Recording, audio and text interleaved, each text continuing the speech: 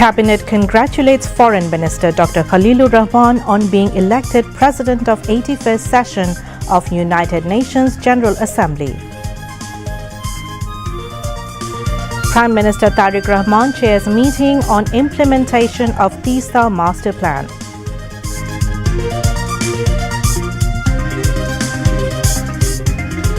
Meeting on reopening and management of closed factories under Industries Ministry held with Prime Minister Tariq Rahman in the chair. Government to conduct roadshows to attract investment in closed and non-profitable factories. Verdict in child Ramisa murder case on next Sunday.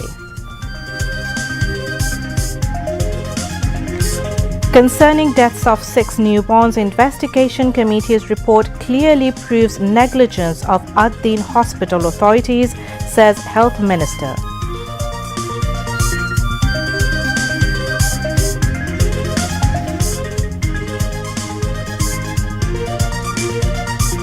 Zia Rahman gave identity to people of the region. Reflection of Zia Rahman emerging in Tariq Rahman, says LGRD Minister.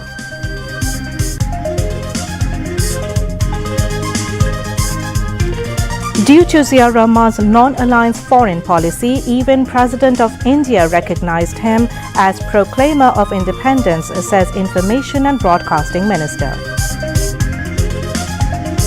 Electricity bills for low-income customers not increasing. Previous price to remain effect for up to 50 units under Lifeline and up to 75 units for residential customers, says BERC.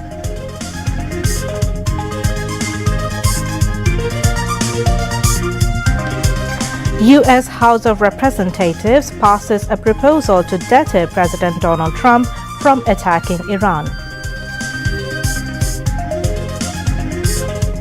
And in Edinburgh, Netherlands batting with a victory target of 99 runs against Bangladesh in rain-disrupted match in Women's T20 Tri-Series. Assalamu alaikum. Welcome to News at 10. I am Roya Zameen. You have just at the headlines, now news in details. The Cabinet today congratulated Foreign Minister Dr. Khalilur Rahman on his election as President of the 81st Session of the United Nations General Assembly (UNGA).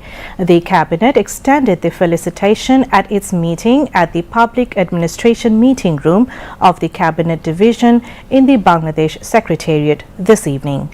Prime Minister Tariq Rahman chaired the meeting. Regarding Dr. Khalilur Rahman's election as UNGA President, the meeting noted that the achievement is a shining example of Bangladesh's growing prestige on the global stage, its diplomatic capabilities and confidence in multilateral relations. Cabinet members and the secretaries concerned were present at the meeting.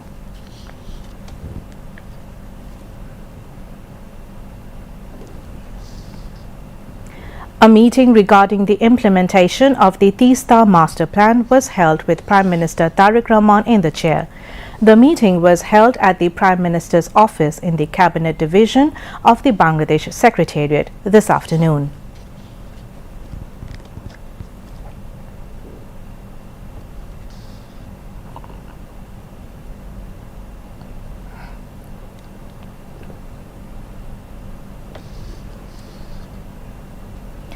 The government will soon organize road shows to attract local and foreign investments in closed and unprofitable state-owned factories. The decision was taken at a meeting on the reopening and management of factories under the Ministry of Industries. Prime Minister Tariq Rahman chaired the meeting at his Cabinet Division office in the Bangladesh Secretariat this morning. During the meeting, the concerned authorities have been instructed to complete necessary preparations regarding the roadshow within the current month of June. At the meeting, senior officials of different institutions under the Ministry of Industries presented detailed reports on the current condition, challenges and prospects, and required measures relating to the closed and unprofitable factories.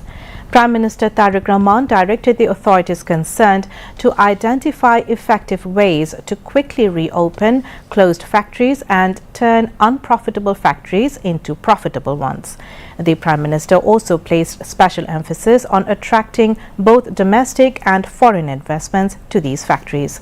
Concerned officials informed the meeting that recommendations from an expert committee are being taken to reopen closed factories and make unprofitable factories profitable. Commerce and Industries Minister Khondukar Abdul Muqtadir, Prime Minister's Advisor for Finance and Planning Rashid Al Mahmood Titumir, Bangladesh Investment Development Authority BIDA Executive Chairman Chaudhry Ashik Mahmood bin Harun and Prime Minister's Principal Secretary ABM Abdul Sattar were present at the meeting, among others. Prime Minister Tariq Rahman has sought continued support from development partners for Bangladesh's overall development and sustainable progress as United Nations Development Programme UNDP resident representative in Bangladesh, Stefan Liller, paid a courtesy call on him today. Stefan Liller met the Prime Minister at the Cabinet Division in the Bangladesh Secretariat this morning. During the meeting, Tariq Rahman highlighted various initiatives undertaken to implement his government's electoral commitments. In this context, he referred to the family card and farmer card distribution programs and explained how these initiatives are contributing to improving the living standards of the country's people. At that time, the Premier sought continued support of development partners for Bangladesh's overall development and sustainable progress. During the meeting, the two sides exchanged views on ongoing cooperation between Bangladesh and UNDP, as well as various important issues relating to sustainable development, education, health and employment. Both the sides emphasized the need to work together to make Bangladesh's development efforts more dynamic, inclusive and effective. Stefan Liller congratulated Prime Minister Tariq Rahman on forming the government after securing an absolute majority in Parliament. He noted that from UNDP's perspective, the Jatiya Sangshad is now quite vibrant and that democracy in the country has been strengthened. Prime Minister's Advisor for Education, Expatriates Welfare and Overseas Employment and Labour and Employment Mahdi Amin, UNDP Bangladesh Strategic Communications and Outreach Specialist Kirti Jai Pahari and Assistant Resident Representative Anwarul Haq were present during the meeting. A special tribunal has set Sunday for delivering its judgment in a case filed over the rape and murder of a second-grade student, Ramisa Akhtar. Judge Masroor Salekin of the Dhaka Metropolitan Children's Violence Suppression Tribunal fixed the date after the prosecution and defense concluded their arguments. The prosecution, in its closing submissions, sought the maximum punishment for both accused. Earlier on June 3, the two accused, Sohail Rana and his wife Shapna Akhtar, made their self-defense statements before the court, prompting the tribunal to fix today for arguments. On June 2, the tribunal completed recording the depositions of prosecution witness in the case. 16 of the 18 listed prosecution witnesses testified and were subsequently cross-examined by the defense. The tribunal framed charges in the case on June 1. The National Parliament has organized a two-day orientation program aimed at enhancing the capacity of members of Parliament in carrying out their parliamentary responsibilities and further strengthening democratic practices. The program focuses on various aspects of parliamentary affairs, including the Constitution, rules of procedure, the legislative process and parliamentary operations. The inaugural session was addressed by Speaker Hafizuddin Ahmed, Deputy Speaker Barrister Kaisar Kamal, Chief Whip Muhammad Nurul Islam and Leader of the Opposition Shafiqur Rahman. Speaker Hafizuddin Ahmed Bir Bikram said that the establishment of the 13th National Parliament reflected the people's clear expectation of building an accountable and people-oriented legislature. The Speaker emphasized that the dignity and effectiveness of Parliament do not depend solely on its constitutional powers. Rather, he said, the true foundation of Parliament lies in the trust and confidence of the people. The program also included discussions on the institutional role of Parliament, the submission of notices and motions, question and answer sessions, voting procedures and mechanisms for ensuring the accountability of the executive branch.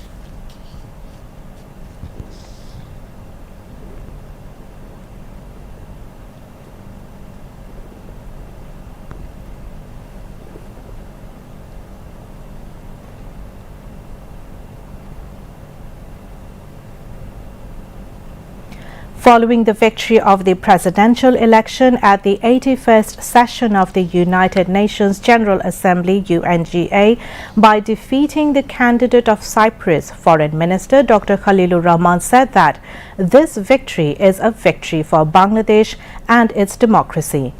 He said this while talking to newsmen at the Foreign Ministry today.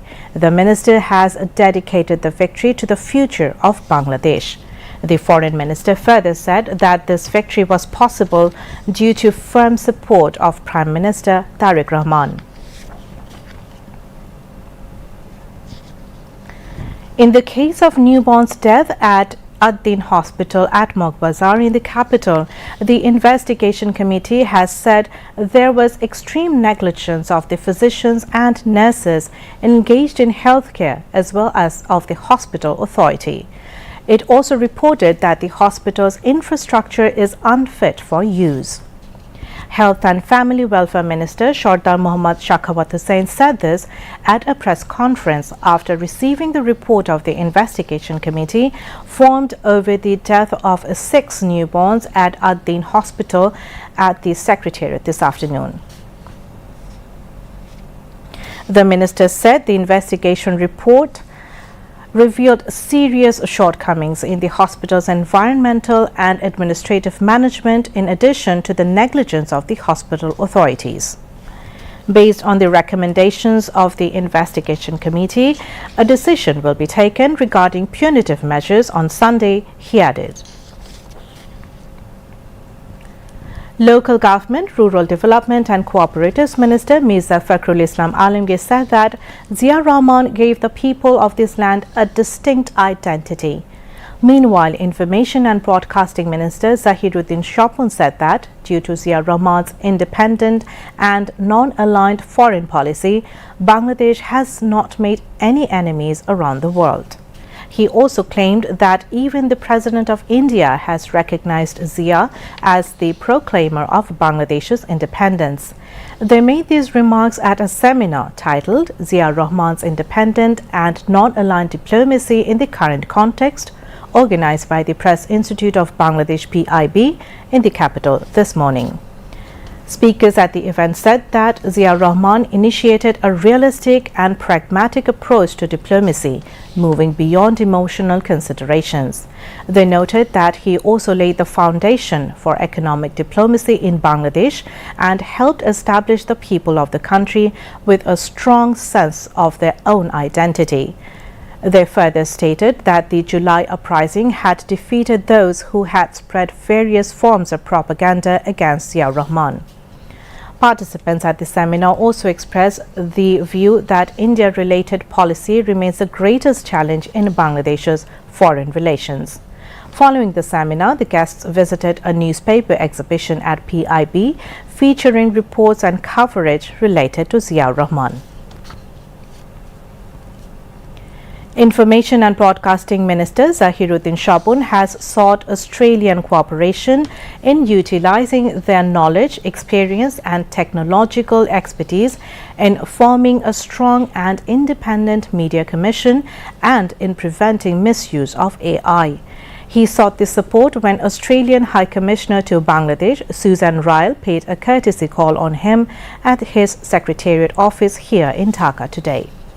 Shapun said, spread of disinformation and misinformation through artificial intelligence and various social media platforms has now become a major global and national challenge. The minister informed the Australian envoy about various people-oriented initiatives undertaken by Bangladesh government for public welfare, including the family card and farmer card programs, as well as their economic significance. Emphasizing qualitative and institutional reforms in the country's media sector, Shakun said the government has taken the initiative to establish an independent and strong media commission. The Australian envoy praised the current government's social welfare initiatives. She also assured Australia's full technical and technological support in addressing the negative impacts of information technology and in establishing the Media Commission in Bangladesh. Senior officials from the ministry and the Australian High Commission in Dhaka were present. The increased electricity tariff for residential Lifeline customers up to 50 units and first slab customers up to 75 units will not be implemented. The previous tariff rates will remain in effect, according to the Bangladesh Energy Regulatory Commission (BERC). BERC announced this in a press release today. According to the statement, following the public hearing on the proposals submitted by Bangladesh Power Development Board, Bangladesh Rural Electrification Board, Bangladesh Dhaka Power Distribution Company Limited, Dhaka Electric Supply Company Limited, West Zone Power Distribution Company Limited, Northern Electricity Supply PLC, the Commission had revised the electricity retail tariffs yesterday. Later, following applications from the power distribution companies seeking reconsideration of the revised tariffs for residential Lifeline and first slab consumers, the Commission made a new decision. According to the announcement from the June billing month, the energy rate for residential Lifeline customers will remain Taka 4.63 per kilowatt hour, and the rate for first slab consumers will remain Taka 5.26 per kilowatt hour. However, all other provisions of the Commission's previous order regarding the revision of electricity retail tariffs will remain unchanged. State Minister for Fisheries and Livestock Sultan Salahuddin Tuku has said that the government is fully prepared to provide all necessary support to livestock farmers in the export of beef. Speaking at a briefing held in the conference room of the Ministry of Fisheries and Livestock at the Secretariat on Thursday, the State Minister said that 93,67,418 animals were sacrificed during Eid al-Azha this year, while 29,66,422 animals remained unsold or surplus. He noted that the government maintained a strict stance against the import of livestock from abroad this year to ensure that marginal and small-scale farmers did not suffer financial losses. The State Minister further stated that meat prices could be reduced if the costs of cattle rearing and animal feed were brought down. He emphasized the government's commitment to supporting livestock farmers and strengthening the country's livestock sector. State Minister for Civil Aviation Mohammad Rashiduzzaman Millat has said that there was no incident involving the cutting of 150 pieces of luggage belonging to Hajj pilgrims at Hazrat Shah Jalal International Airport. Speaking at a press conference at the Secretariat today, the State Minister said that an immediate investigation was ordered after social media posts claimed that Hajj pilgrims' luggage had been tampered with. He said that all video footage from the unloading of luggage from the aircraft to its arrival at the baggage belts were thoroughly reviewed and no evidence of luggage being cut at Dhaka Airport was found. According to the State Minister, out of a total of 836 pieces of luggage carried on Hajj return flights from Saudi Arabia, 21 were found damaged, while only 3 to 4 pieces showed signs of being cut. He added that the luggage is believed to have been damaged in Saudi Arabia and that a formal letter has been sent to the Saudi authorities regarding the matter. The State Minister also announced that the first delivery of 14 aircraft purchased from Boeing for the national fleet is expected to arrive in 2031. The country is experiencing a severe heat wave, causing significant discomfort for people across the country. The scorching sun and high humidity have made conditions particularly uncomfortable for city residents. Many people are turning to roadside shops for drinking water and other refreshments to cope with the extreme heat. Meteorologist Dr. Mohammad Bazlur Rashid said there is a possibility of rainfall across the middle of June, which may bring some temporary relief. However, temperatures are expected to rise again towards the end of the month. He also noted that overall temperatures this year are likely to remain within a favorable range. Health experts have advised people, especially workers, children and the elderly, to stay hydrated, eat balanced meals and avoid going outdoors unnecessarily. They also stress the importance of following health guidelines to reduce the risk of heat-related illness. Now, international news.